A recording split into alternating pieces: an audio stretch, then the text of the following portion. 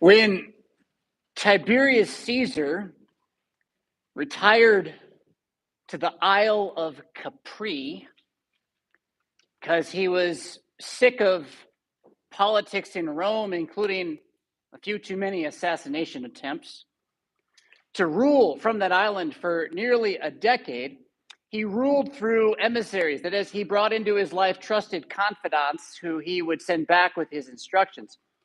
And one of his closest confidants was his, if I get it this right, grandnephew, a man whose name you might recognize, like Tiberius. You might recognize that name, a man named Caligula.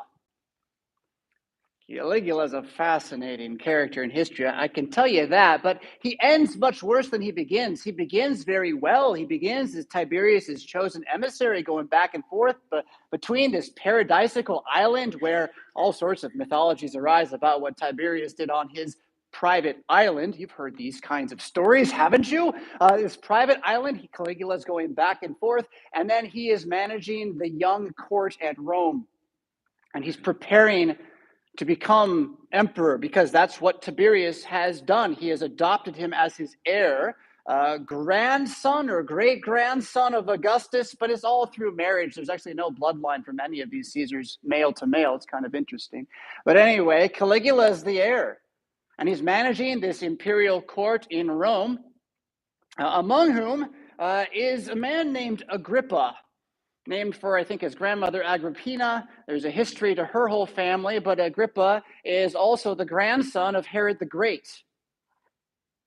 And he's in Rome in the court of Tiberius Caesar under the friendship, very close friendship of Caligula, because his father was murdered by Herod the Great. His father was Herod the Great's son, one of many sons whom Herod the Great murdered because he was afraid they were going to try to murder him. And so Herod Agrippa, the grandson of Herod the Great, his mother, Bernice, when her husband, the son of Herod the Great, was killed by Herod the Great, fled to Rome with her baby, Agrippa.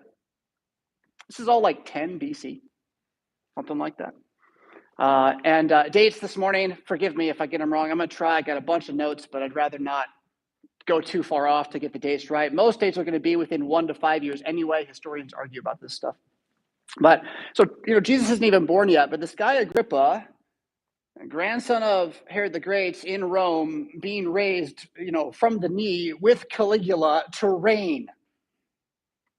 That's going to be important later when we learn about Herod's doing things, and you think, which Herod is that? Because it's not the Herod who killed all the babies, and it's not the Herod who was with Jesus on trial the night Jesus was betrayed. That's Herod the Great and Herod Antipas. We're going to deal with Herod Agrippa today, and then we're going to deal with Herod Agrippa II today also. And I won't expect you to remember all of this this morning. I really just want you to fall under the spell of the story a little bit. We're going to look at some texts as we can, but I want you to run toward the tomb of St. Paul. And we're on that path right now because St. Paul is going to enter the story of the book of Acts in the midst of a lot of, can we call it intrigue in Rome? So Caligula is going back and forth between this remote private party island of the emperor, doing things, and the emperor is getting more and more suspicious of everybody. He's a paranoid delusioniac. He doesn't trust anyone, and it depends on which historian you're going to listen to. They all debate, but here's the fun way the story goes. One time, Caligula just takes a pillow. And while Tiberius is passed out, he just decides, I'm emperor now. Well, if that's what happened, however, it happens in 37 AD. 36, 37 AD. Our story with St. Paul will begin with the murder of Stephen, right about 36, 37 AD. So what happens when Caligula seizes control of the empire? What happens is everywhere and anywhere that somebody's been waiting for a moment to take just a little bit more power, they take a little bit more power. And you better believe there's a group right down in Jerusalem waiting for the moment for Rome to take their eye off of Mount Zion so they can take a little more power. They're called the Sanhedrin. And they've been waiting for this moment when word comes that the empire is kind of up in the air. It's probably Caligula, but someone said he murdered him. Will it be a trial? They don't know what's going to happen next. And at the current time, their ruler, Pontius Pilate's actually out of the picture. He just got fired like 6 months ago by Caligula, who's not yet emperor. But he fires Pontius Pilate. He appoints a guy named Marcellus, who makes no mark on history. He has almost no impact on what's going to happen next. But Caligula also sends his good friend, Herod Agrippa I, and gives him a small portion compared to the governor, but a small portion of land to reign over to prove himself. And kind of forwarding ahead in the story a little bit, between 37 and 41 AD, Herod Agrippa I is going to take over the entire place. Remember, he's been trained for this with Caligula from birth. He's a Roman Herodian, trained in the political courts, the strategies, everything. He's a politician's politician. And piece by piece, he takes as much land as Herod the Great ever had, to the point where he's going to now rule over Tyre and Sidon as well. And they welcome him, and then God kills him that day. That's the story you just heard last week when Peter was put in prison, right? That's this Herod the Great guy. That's 37 to 44. He's in Judea, and he's taking over the whole place, and the Romans are ruling through him. But before he gets there and manages to have that kind of impact, well, Marcellus, this guy who's in name in charge, but nobody really thinks he's in charge, the Sanhedrin's going to seize power locally. They are also in a debate between themselves over whether or not Jesus Christ is risen from the dead, because, well, Nicodemus kind of believes it, right? So does Joseph of Arimathea. These are guys with influence and power. And yet Annas, the former high priest, and Caiaphas, his son-in-law, and Jonathan ben Annas, the brother-in-law of Caiaphas, which makes him the son of Annas, this family that was in charge of the court when Jesus was murdered as an innocent man, they're highly invested in putting an end to Christianity as fast as possible, by any means. And so while the Sanhedrin is debating about things, Saul of Tarsus, a Pharisee of Pharisees, a Roman and a Jew trained to lead the Jews as Hellenists into, the next era. He's preparing for it. He's a Pharisee of Pharisees. They give him charge of a couple of sets of guards and tell him to make sure that this preaching in Solomon's portico gets put to an end. That starts, Acts chapter 8, where we find that the crowd is stoning Stephen, the first non-apostle preacher martyr, to death, and Saul of Tarsus is giving his approval. I want you to put yourself in Saul's mind for just a moment. Saul is not the bad guy in his mind. Saul's Captain America in his mind. Saul's saving the country in his mind. Saul's going to make it all work. He's the white hat of white hats. But in his personal inner life, I will guarantee you there's very little peace. I would suggest to you that the primary emotions he experiences are fear, anger, and hatred. And that the madness of that world in which all of his elders aren't smart enough and they need to move more fast is the world in which, he's going to find himself the enemy of God. And you know how the story goes, right? We're not going to spend a lot of time on details here. I think we don't even need those per se. But he, after overseeing Stephen's death, he then begins to persecute the Christians in Jerusalem. Acts chapter 9, verses 1 and 2, don't worry about turning there just yet unless you really want to. It says, then, this is after the murder of Stephen, Saul, still breathing threats and murder. That's his life. Breathing threats and murder against the disciples of the Lord. He hates Christians. Went to the high priest and asked for letters from him to the synagogues of Damascus, so that he may, if he found any who were of the way, whether men or women, he might bring them bound to Jerusalem. I am reading from my New King James today to try to keep it all straight in my head. So if your translation doesn't line up, by the way, that's why. So breathing threats and murder, arresting everybody in Jerusalem. All the Christians are fleeing Jerusalem except the most steadfast, and they, the apostles, are in hiding. And he gets letters of writ to go and arrest more people in Damascus, which normally I would read that and like, oh, okay, to Damascus. He went to Damascus. But as I was looking, I said, why Damascus?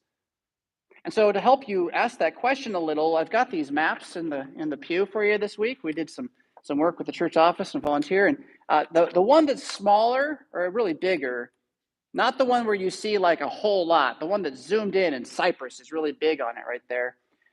The real reason this map is here today is I just want you to find Jerusalem and Damascus on that map. And I want you to see how far Damascus is past the Sea of Galilee. Can you find the Sea of Galilee? It's not marked. Right? You should always be able to find Sea of Galilee, Jordan River, and the Dead Sea on a map, right? If you see that. If you don't, ask someone near you. I'm sure they'll show you. So look how far north and east Damascus is. That is not Jewish territory. There's Jewish people there. Don't get me wrong. They have influence, but that's Syria is what that is. That's a different country, region, kingdom, province of Rome. So he could have gone to Caesarea. It's not there in the map, but it's south of Tyre. He could have gone to Tyre. He could have gone to Antioch, where in fact we know a lot of Christians are going to Antioch, which is not on this particular map. I believe that map is on the backside. We'll look at Antioch later. But instead he goes to Damascus. Why? Why is that? There's not even necessarily a Christian group there. Well, it's because it's a power center for the whole area. So Christianity might trickle up to Galilee, but it's eventually going to get to Damascus. And what Paul's doing is he's doing an end around. He's going to go put a bulwark of defensive persecution on the outside of the box to trap the Christian and his movement inside Jewish territory. So that as they gain control, they can make sure it never goes anywhere ever again. That's what he's doing, right? The guy's pretty smart. This is, of course, when he is knocked off his horse by the beam of light and Jesus talks to him. We're not going to go into that, but he ends up blind inside of Damascus, having had Jesus tell him, yeah, you're going to change now. That is a pretty cool moment, his conversion. Also pretty cool moment, there's a man in Damascus who is a Christian who receives a vision. His name's Ananias. The vision says, hey, go talk to Saul of Tarsus. And Ananias is like, no. Like, are you kidding me? And you have to put yourself in Jonah's shoes a little bit, or maybe, can you imagine the worst living politician you can think of? The one you actually hate because you think they want to destroy our country? And you get a vision from God, go talk to that guy. Right? It's hard to put ourselves in Ananias' shoes. Paul's Hitler, right? Like, that's the only way I can talk about the way we hate people. The way they hated Paul is Hitler. That's who he is to them. He's a murderer. Go talk to him. He goes and he talks to him. I will show him how much he must suffer for my name. Ananias goes. He has the scales fall from his eyes. He gets baptized. He eats food and drink and so forth. From there, the history gets interesting, though, because what we know is a couple things happen for certain. He preaches Christ risen in Damascus. Amongst the Christians that are there, but also amongst the Jews, to the point that there's a murder plot against him, and they try to kill him. And so he has to escape the city by going through a window in the wall in a basket at night and being let down to escape. This guy's life is already a life you don't want, right? Like, escaping through baskets and windows, great movie. Terrible life, right? Maybe it's the other way around. In any case, he escapes from the basket. We also know that he spends some amount of time in what he calls Arabia in the book of Galatians. This is the Nia something kingdom. There's a king over there, and this king actually really hates Paul by the end of his 3 years. We know that from the end of 2 Corinthians, or this king is actually trying to have Paul gotten rid of. So whatever Paul does in Arabia, it's not just sit quietly. He manages to talk somehow, some way. I would suggest about the resurrection of Jesus. The question is, does he spend time in Damascus, escape to Arabia, and then go to Jerusalem to meet the apostles 3 years later? Or does he preach in Damascus, escape from Damascus, go to Arabia, come back to Damascus, spend a year in Damascus, and then go down to Jerusalem? You pick your favorite. 3 years pass. That's kind of key.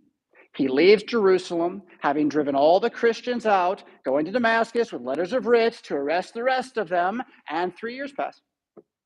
And Solomon's porch is still going, right? And Christians are starting to be converted from amongst the local Jews. Christians are coming back to the city who had fled before, right? That kind of thing's taking place.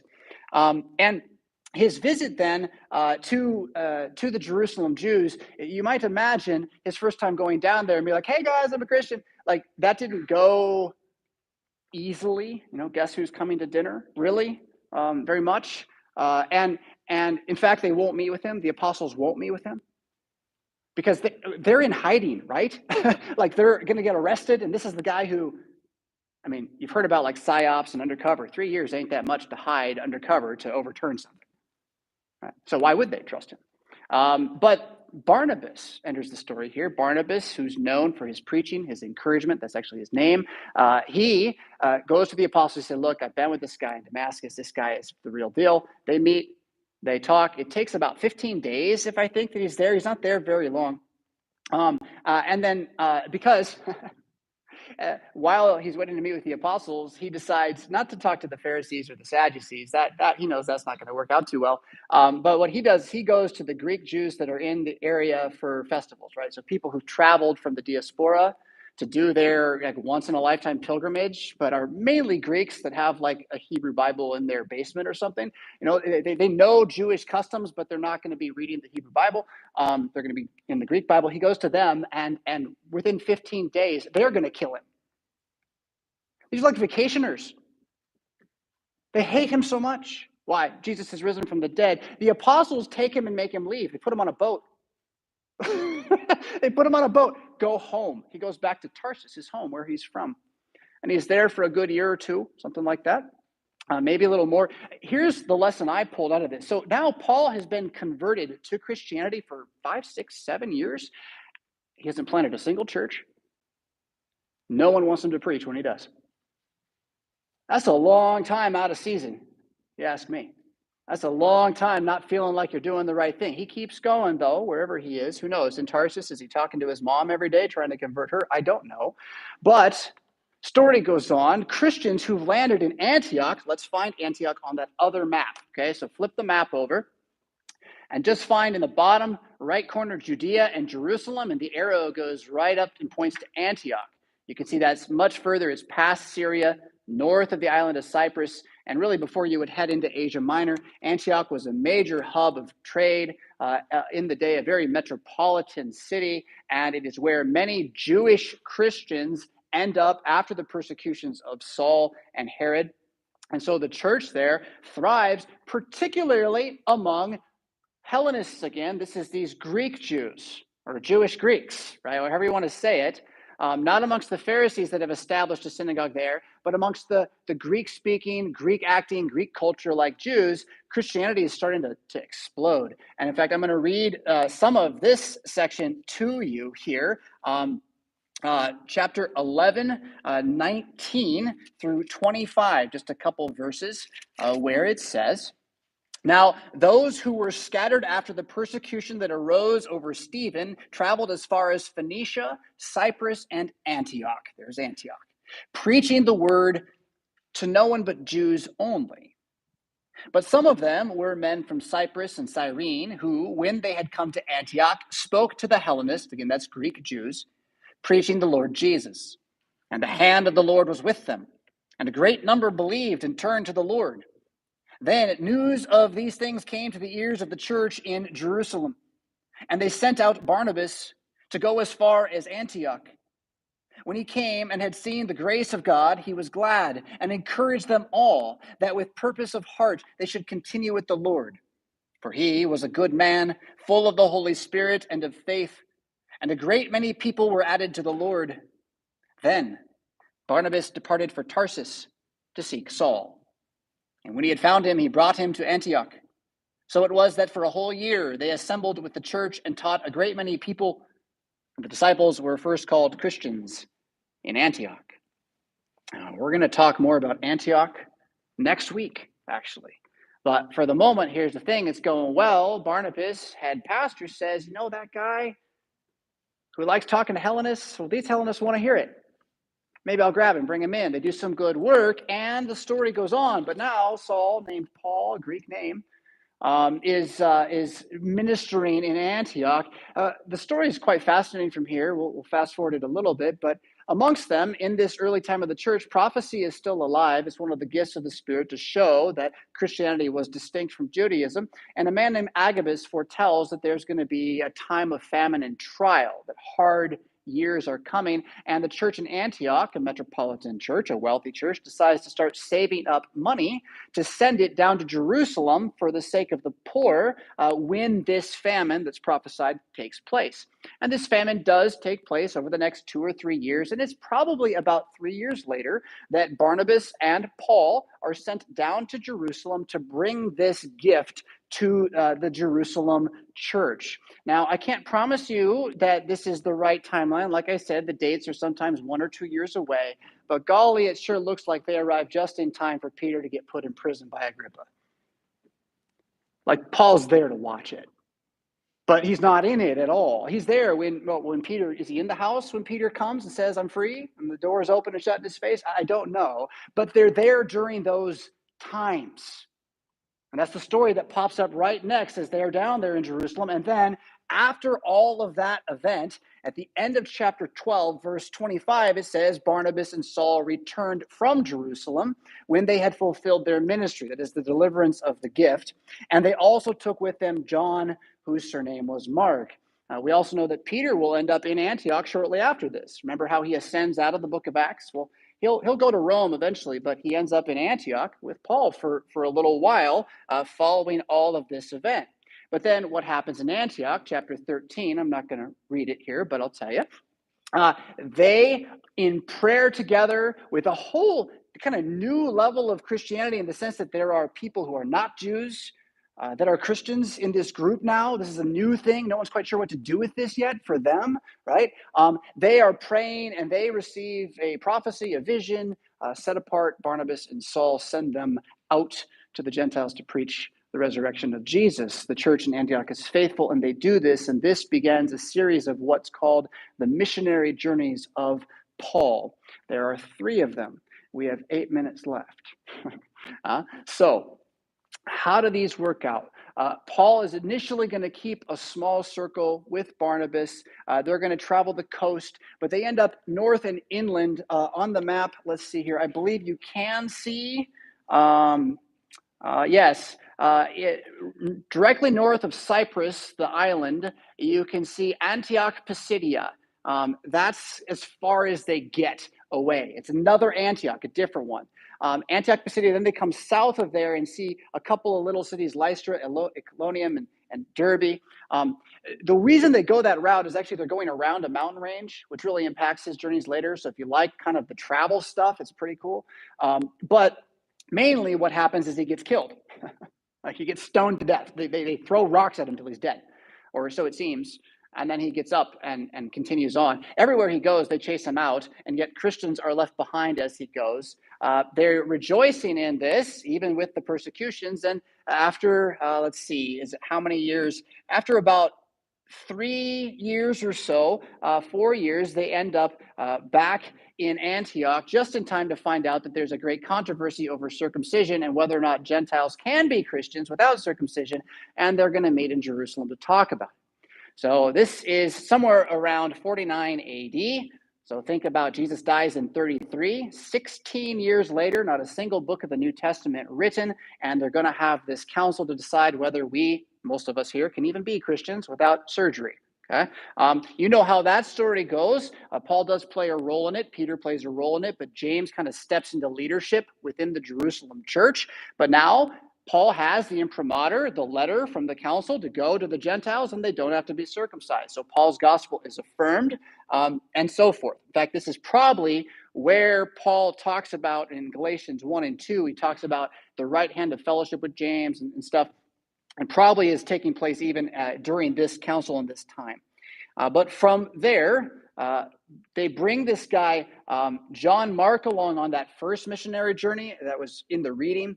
He had pulled back from that journey, didn't finish it with them. So now, as Paul and Barnabas prepare to go out on their second journey, Barnabas wants to take Mark, who's his blood relation. And Paul's like, no, this is only for the brave, right? Like, nope, nope, nope, he can't go. So they part ways. And Barnabas goes one way, Paul goes another. Not necessarily in a fight, but they're just not going to travel together. And Paul takes a new traveling partner from memory here. I believe that's Silas, whose name you might recognize.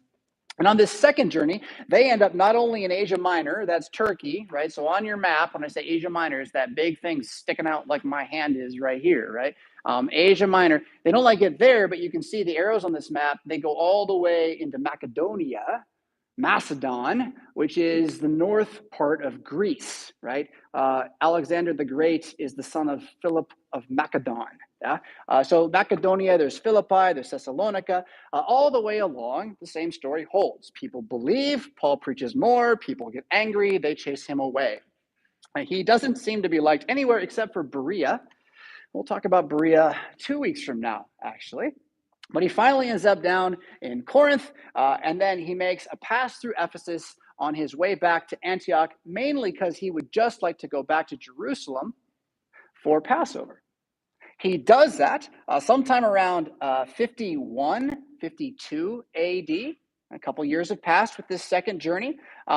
Nothing goes wrong this time in Jerusalem. He leaves again on a third journey, basically makes it to Ephesus and stays there. He stays there for 2.5 or 3 years. In our late service today, we're going to try, I think, to look at the text of the time in Ephesus. That's what we're going to zoom in on for that extra 15 minutes. So if you want that, you can find that on the website later this week to listen to. But he ends up in Ephesus for 3 years, teaching, instructing. Meanwhile, there's conflict in Corinth. You've maybe heard of that. There's a guy, Apollos, who's over there. He's not bad, but he's got a few missing pieces sometimes. And so before Paul gets to go back to Jerusalem, like he gets an itch to, 2.5 years into teaching in Ephesus, he's itching to go back to Jerusalem one more time, and then he wants to go to Rome and maybe to Spain, right? Lusitania, they called Spain. And he wants to go further out, but first he's going to go back to Jerusalem. But before he can do that, he's got to visit Corinth. Things are just so bad. After 4 letters, we have 2 of them. After 4 letters, he's going to visit and make sure things are amended. And you might remember, get an offering to take down to the saints in Jerusalem for the famine that apparently is still kind of impacting the poor down there. So he does all of that and gets back to Jerusalem in 55 AD in June. He's there 9 days. First day, he meets with James. From that day on, he's in a series of vows with 3 other guys. He's paying their way to get the Hellenistic, Pharisaic, Christian Jews to not think he's a bad guy.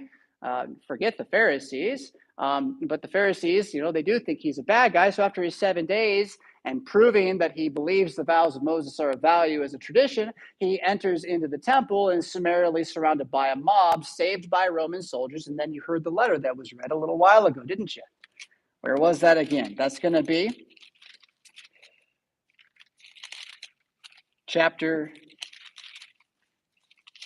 If I'd had the bulletin in front of me, I'd get there. Chapter 23, verse 26. Right? The guard who has charge of him that day discovers there's a murder plot against him, and at 3 a.m. at night, with squadrons of soldiers around him, they escort him out of Jerusalem to the coast, where they maybe put him on a boat so that no one can kill him, so they can keep him in jail, so they can figure out what on earth is going on. Because this guy, Claudius Lysias, writing to the most excellent governor Felix, doesn't know what's going on, and frankly, neither does Felix. Felix will hear the case within 5 days because the Pharisees do send a party up, and he doesn't want to decide the case. He wants Paul to just pay him a bribe, and then he'll let Paul go. Paul doesn't want to do that, so Felix just holds on to him for a while. Felix is one of these governors who, in the wake of Herod Agrippa I's death, are still trying to get control of what is basically a rebellion state in some ways, right? It's not like terrorism's going on, although It kind of is. That's what the zealots are. And so the governors are increasingly incompetent, increasingly corrupt. As you'll see in the text, it would seem that Festus is a little better than Felix, but they just go downhill until finally it is Nero who will send his general Vespasian to destroy Jerusalem in 68, 69 AD. And we might almost get there, but probably not in the story right now. We're right at our time. I want to get Paul to Rome, though. He's sent up to this guy, Felix. Felix wants the bribe. He sits for 2 years in jail. And then Felix is removed, and a new guy, Festus, is brought in, and Festus starts cleaning house. He learns about Paul's case on day 3. He takes a week in Jerusalem to research the case. He comes back. The next day is the trial. And then shortly after that, he brings in Bernice and Agrippa II, right? I won't even go into that story. It's fun, but I won't go into it. But he brings them in to sit counsel with Paul to decide whether or not he's guilty of anything. And in the midst of all of this story, though, Paul does something. He appeals to Caesar. He asks for Nero to be the judge of his case. And he actually knows. He knows who Caesar is. So he knows he's asking for Nero. Well, Nero gets worse as he goes on. So this is still a little early in Nero's reign. And Nero's trying to clean things up. So Paul then gets put onto a ship with Roman guard, sent to Rome to be standing trial for being a Christian. Long story, 14 days at sea, shipwrecked on an island, bit by poisonous snakes, all sorts of stuff goes on, but he does end up in Rome. 2 years later, he does have his case before Nero. Nero sets him free. That's about 60 AD. And interestingly, by 65 AD, every apostle except Peter, John, and Paul are probably dead. Paul from, do I have the note? We're out of time. Paul from 60 AD does get to Spain, tradition tells us. He gets all the way out to Spain. Then he comes back down, spends time in Crete with Titus, probably around 64, which is when Nero's burning Rome down. Around 65, he goes to Ephesus with Timothy before going up to northern Greece from like 66, 67. And then it's while Nero is at the Olympic Games in northern Greece around 67 that he knows about, I don't know, finds Paul, arrests him, takes him back to Rome. That same year, 67, 68, Nero has Peter executed by crucifixion and has Paul executed by having his head chopped off. Nero will then have to deal with the rebellion of the Jewish state and sending Vespasian down there to deal with the Jews in 70 AD. Wouldn't you know, this is when Nero's losing his mind, and he's assassinated at this same time. That leads to a whole other era of Roman Empire and all sorts of fun stuff. But running with Paul toward the tomb, well, we got there. Okay, it's a little bit longer than normal. I want you to remember why we did this today. I wanted you to live in his shoes. And now I want you just to remember that this meal is the same holy meal he ate.